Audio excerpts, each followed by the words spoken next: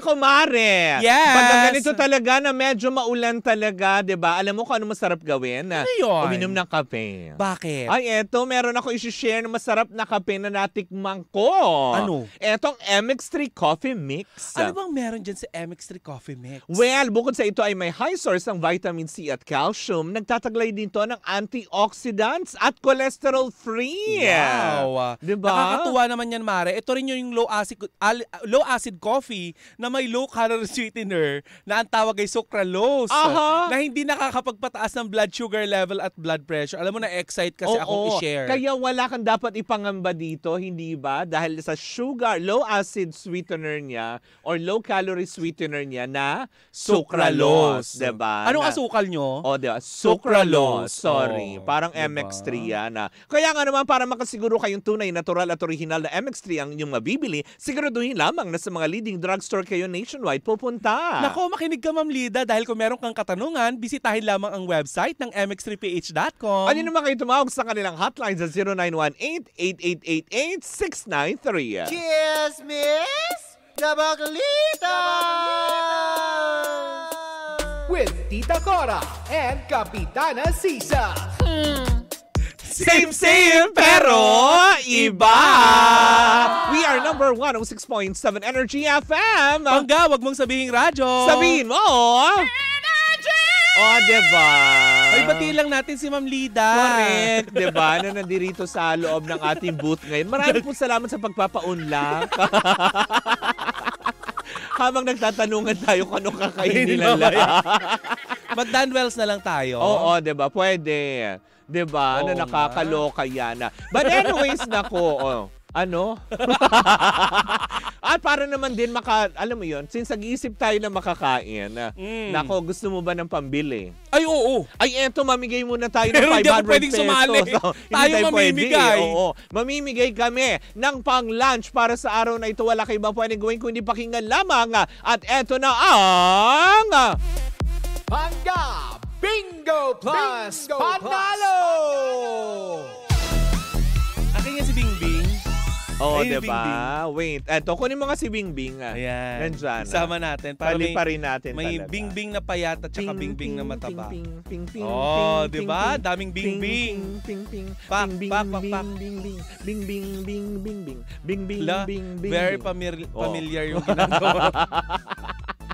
Nakakaloka yun. Diba? But anyways, ako mga pangga, eto na. Atin ang bobolahin ang numero na ating pwedeng palabasin ngayong araw na ito at dapat ninyong tandaan na para kayo ay manalo ng 500 pesos! Hindi ba na nakakaloka to Dias level? At syempre, eto na, ang mahiwaga at lucky number for the day mula sa ating Pangga Bingo Plus Panalo para sa programang Baklitas ay... Eto na. 43. O, bakit ka kasi lumatawa? Natawa ko dun sa... Eh, may sound effects eh, di ba? Parang Or may drama. Parang ang lumang tilyaran.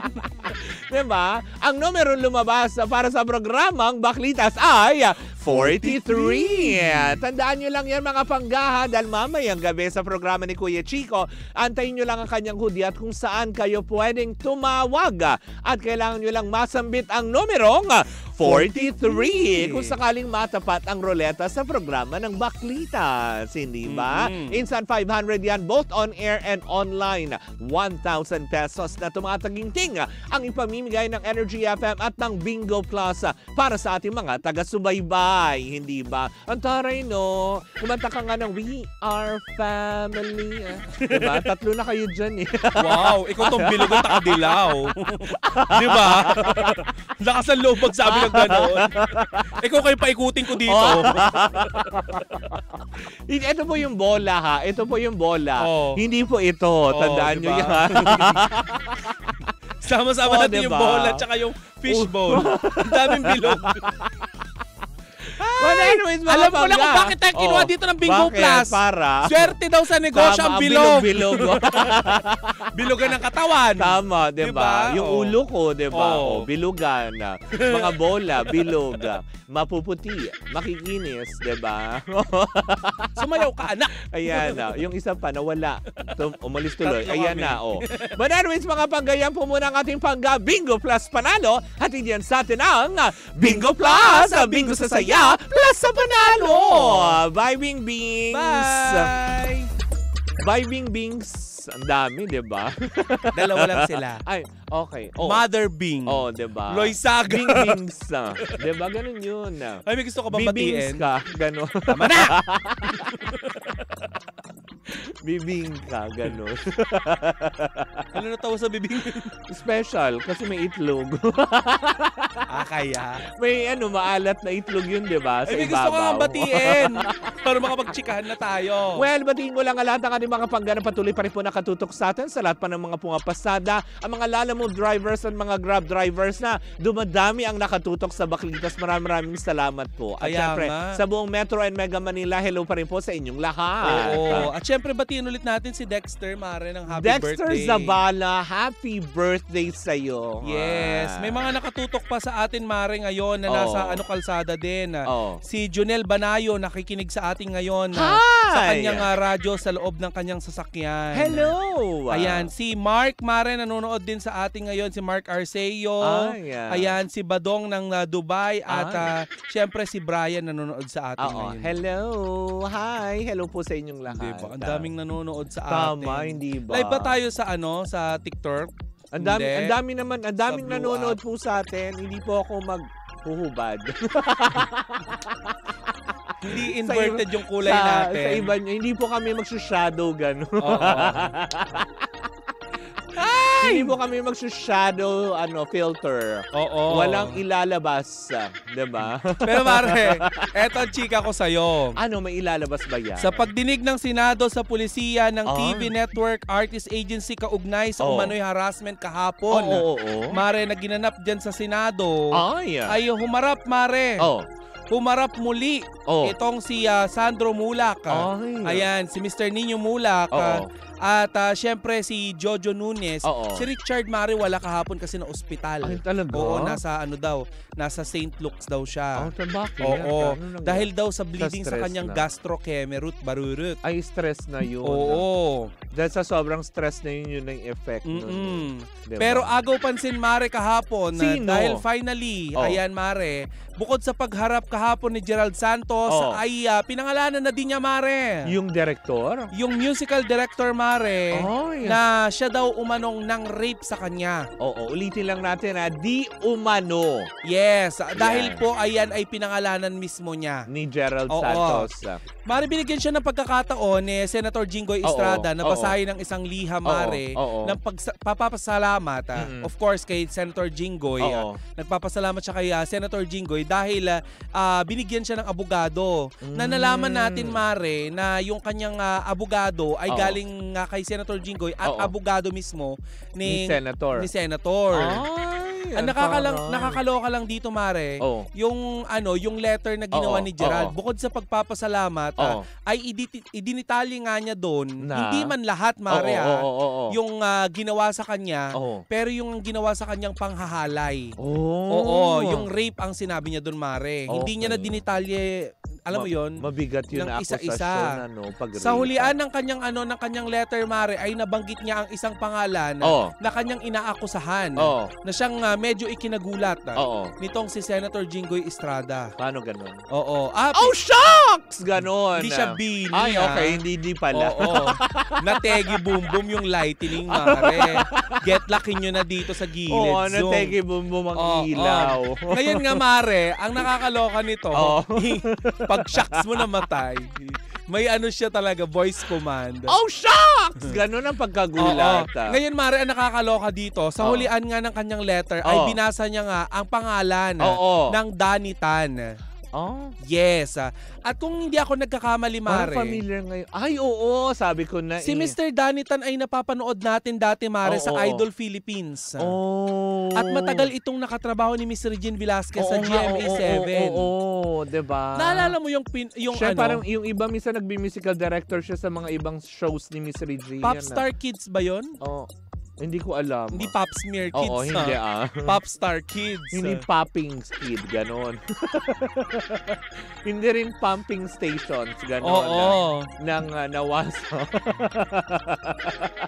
Charot lang. Hindi totoo. Nagulat din ako doon. Siya pala diba? yun. Siya yung pinangalanan, Mare, ni Gerald Santos kahapon. Oh my God. Tama nga, Mare, Popstar Kids. Na hosted ito ni Kyla at umere ito sa QTV Channel 11 noon na ngayon ay GTV na. Ayan, Mare, ito tapos, pa ha.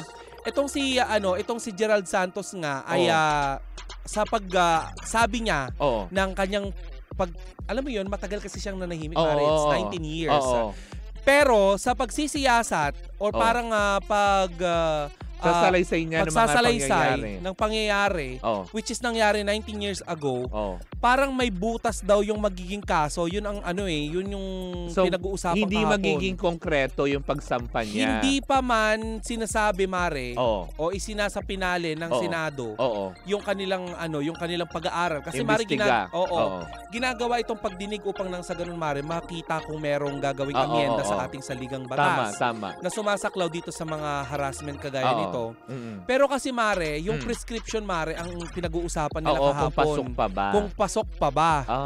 At isa sa mga pwede nila daw ikaso ay child abuse. Dahil during that time ay 15 years old lamang itong si Gerald Santos. Hanggang ngayon, Mare, ay naghihintay pa rin tayo ng opisyal na pahayag mula kay Mr. Danny Tan. Naglabas na hindi pa. Hindi pa.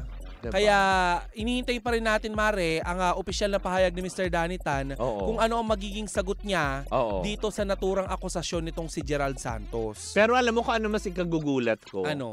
Kung lilitaw din doon si Aaron Villena. Oo. At si Direk Joel Lamanga. Sino pa ba ang ipatatawag dyan? Kasi di ba may mga chismis. Though hindi pa naman confirm yun, Mare. Wala pa, diba? Yung mga ganong aspeto. Pero alam mo yun, kasi noong nakaraan din, di ba, sinabi nga natin na meron nga mga hindi iniimbita pero nagboluntaryo na magpakita sa Senado. Di ba? Pero etong si Aaron Villena, kaya makita rin natin sa Senado at panggigigilan din ba siya ni Senator? Yan nga. Speaking of panggigil, Mare, kaugnay ng balitang iyan, ng salitang iyan, kinakitaan na naman ng panggigigil itong si Senator Jingoy Estrada kahapon. Dahil nga, sa word na, I invoke my right to self-discriminatory. Tama ba? To self-incrimination. Self-incrimination. To self-incrimination. Incrimination? Discrimination? Incrimination. Proclamation. Lahat ng may Sean. Lotion. Charing. Yon. I invoke my right against self-incrimination. To self-cremation. Ganon. Sinilaman yung chismosa lang. Hindi matalino. Okay lang? Perfect ka? Hindi, bakit daw? Hindi kasi kami, Mare. Parang bagay sila magsama ni Kuya Will, ano? Ba't di sila mag-host? Bakit hindi kunin co-host si Kuya Will? Will to jinx. Parang silang buringot. Hoy. Hindi totoo naman. Hindi dahil sila gudor ka, wag mo akong mahoy. Wag mo akong mahoy-hoy. Diba? Dumaan ka na naman sa camera. Your Honor. Ayan. Direct paki-focus nga, ang ganda nitong LED. Your Honor, kung ayaw pong hindi ako. Kung ayaw pong sagutin ng ating resources. Hindi ako. Resources, ang dami. Hindi ako grupo. Ang laki kasi. Wow! Ganda! Ay na nga, Mare, balik tayo dun sa pinag-uusapan kanina. Kasi pinag-uusapan nga nitong si Senator Jingoy Estrada at saka hindi ko lang maintindihan kahapon, no. Hindi ba uso sa Senado yung yung respetuhan ng kapag may nagsasalita ay wag sasabay? Actually, yan ang hindi ko maintindihan po yung pinagsasabi nyo. Yan yung tipong nakakalungkot panoorin. Isinapubliko nyo ito Pero pinakikita nyo na doon mismo, sa mismong hearing, Nagbabardagulan. hindi lang sa Senate kasi sa Congress kasabay din kahapon. Oo. Diba na hindi maintindihan na meron kayong gustong ipakita at iparinig sa taong bayan. Oo. Pero sa ginagawa nyo, walang maintindihan kasi, ang taong bayan. Kasi ginagawa nila kahapon, Mare, Oo. ay sabayang pagbigkas. Ay, kasi buwan ng wika. Oo, Diba? sabayang pagbigkas. Buwan ng wika, August. Oo. Hinabol lang kasi malapit na mag-end ang August. Lahat sila nag-i-English. Buwan ng wika po. Laban- Pwede bang gawin natin yung hearing sa Senado? Puro Filipino language lang. Diba? Yung Wala mga mag-i-English. Correct, diba? Nakakaloka. Bukod sa sabay-sabay kayo hindi po maintindihan. Alam niyo naman kami mga chismosa. Oo. Gusto namin, naiintindihan namin ang balita. Kailangan accurate po yung nahahagip namin mga impormasyon. Kaya nga hindi na ako nakikipag-usap kay Ngangep. Oo. Kilala mo si Ngangep? Sino yun? Yung chismosa sa amin nangongo. Diba? Kasi hindi ko rin maintindihan. Diba? Hindi legit yung source. Diba? Kasi, diba? Kaya hindi ko na rin kinakausap. Ayoko. Eh kung sabay-sabay po kayong mag-uusap. Di ba para nakaka-migraine kausap yun? Oo, parang Ngangep, tumigil ka na nga. Hindi ka, i-text mo na lang sa akin. Talagang dumayo ka pa dito sa akin. 'Di ba? Hindi ko maintindihan. Ngina ora. Alam mo na ba ang latest? Ano 'yon, Beb?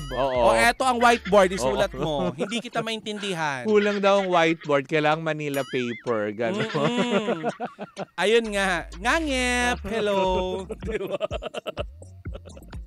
Diba? Si Ngangep. Siya nga nagsabi sa akin na Tagapandakan yun.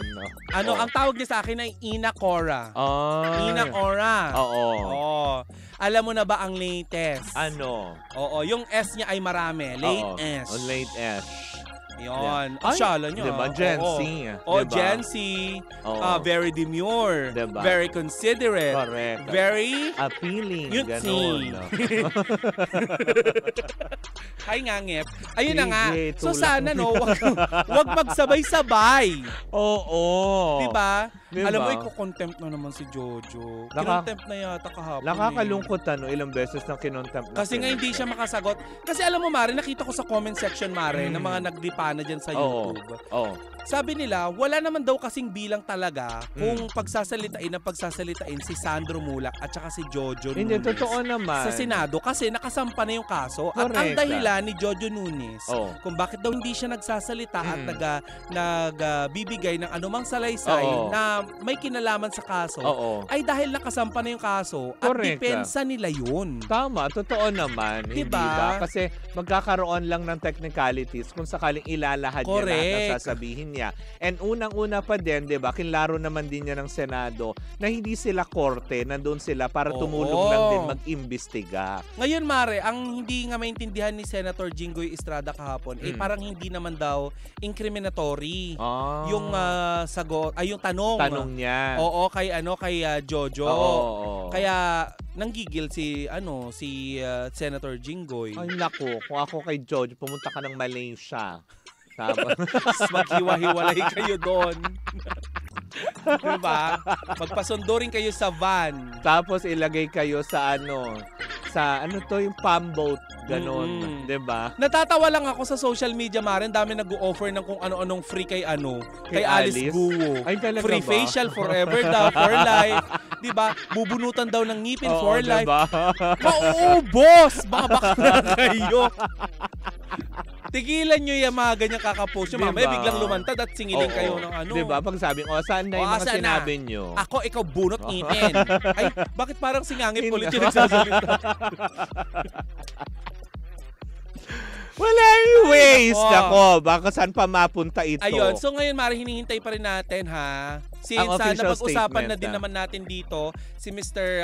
Nasad ako, no? Para si Mr. Danny Tan. Sir Danny Tan. Kasi respetado to, Mari. Hindi totoo, kasi parang musical arranger. Iba din, na-shock din ako na siya pala yung tinutukoy. Uy, tinanong pa nga kung kung may penetration. Hindi nasagot ni Gerald, parang, alam mo, ano bang alam niya nun? 15 siya nun. Sa ating mga Becky, kapag ganun na natahimik na, silence means yes. Eto ako lang naman Talaga ba? Pero parang bakit hindi niya masagot? Bakit sa sobrang alam mo yun, nahiya na rin siya. Tapos sa pagsasalaysay din ni Sandro, tinulak daw siya sa Si Sandro ba si Gerald? Si Sandro din. Ganun. Oo, nagsalaysay din ang ginawa sa kanya. Oo, tinanggal daw yung polo niya. Tapos yung masiselang bahagi ng Baka katawan. pinlansya lang naman kasi. Gusot na. Dahil syempre galing Very ibenta. tito. Oo. Richard, tanggalin mo na yung polo. Paplansyahin natin. Lagyan natin sa washer para may isuot bukas. Fresh na yan. Itapon lang sa sa washing machine. Oo. Siyempre, biro lang po yun, Hindi, ha? charot-charot lang. Oo. Gawin nating light lang, ha? Yeah. Ngangip. Naunahan kita sa chika. Diba? Diba? But anyways, diba, antayin na lang po natin ang official statement na manggagaling pa mismo kay Sir Danny Tan patungkol dito sa mabigat na akusasyon sa kanya laban ni Gerald Santos. Diba? Na nakakaloka. May gusto ka pa bang idagdag? Wala. Habang suot-suot mo si Lolong. Bakit ba? Oy, magkaka-extension to, promise. Magkaka-season 2. Yung Lolong. Ayan? Yung magkaka-season 2. Paano? Bukas nyo malalaman yan. Diba? May chika tayong hatid. Diba? Nabalitaan natin yan. Magsasanib puwersa si Lolong at saka si Darna, no? Correct. Si Lolong ang lulunok ng bato. Nakita mo si Lolong nakabrak panty. Ni Darna si Lolo. Kasi nga Lolong. Lolonok. Lolong, ang bayang Lolonok. Tama na. Ngangip. Hello. Anyways, mga panggaya na naman po ang isang edisyon ng ating Baklita sa Woo Woo Woo! Kala mo Ako po muli si Kapitana Sisa. At ako naman si Tita Cora. And we are still same pero iba. Tuloy-tuloy pa rin po ang ating tugtugan. Siyempre dito po lamang yan sa number 106.7 Energy FM. Pangga, huwag mong sabihin radyo. Sabihin mo!